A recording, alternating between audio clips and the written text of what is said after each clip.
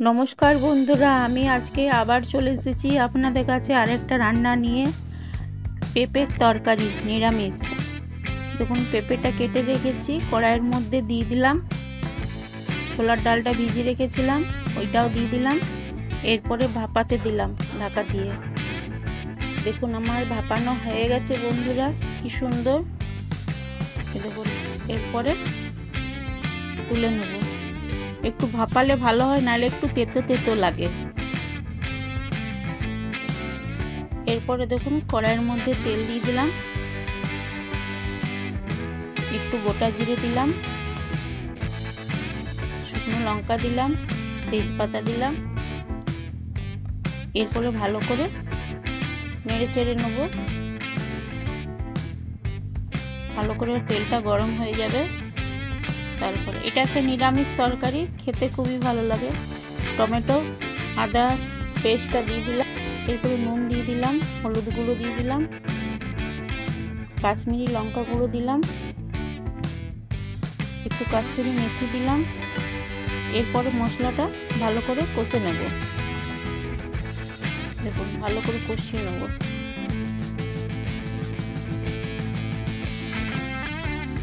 এরপরে যে তৈরি করে রেখেছি মশলাটা, এটা দিয়ে দিলাম।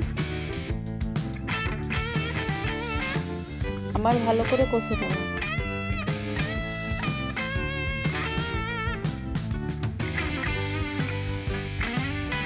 এরপরে দেখুন, মিক্সির বাটি ধোয়া জলটা দিয়ে দিলাম।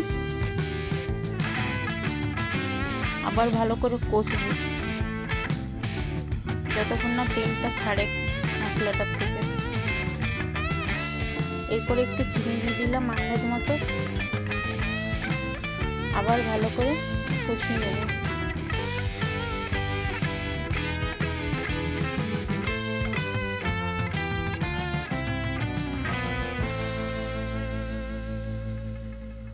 এরপরে পেঁপেটা দিয়ে দিলাম।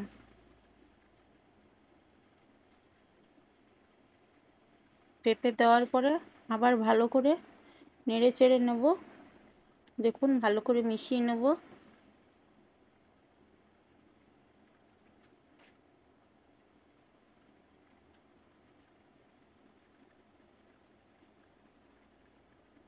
ভালো করে কষে নেব। দেখুন, এটা একটা নিরামিষ তরকারি, দেখবেন ভাত দিয়ে খেতে খুবই ভালো লাগে। এরপরে দেখুন, জল দিয়ে দিলাম। জল দিয়ে ভালো করে নেড়ে চেড়ে নিলাম।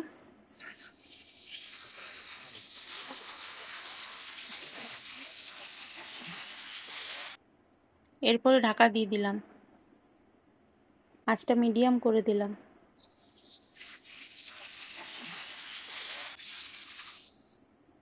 এরপরে দেখুন, আমার পেঁপের তরকারিটা কি সুন্দর তৈরি হয়ে গেছে। এরপরে ভালো করে নাড়িয়ে নেব।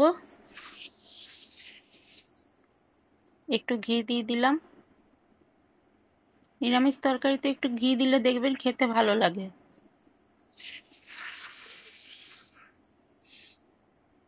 একটু সেন্টও ওঠে।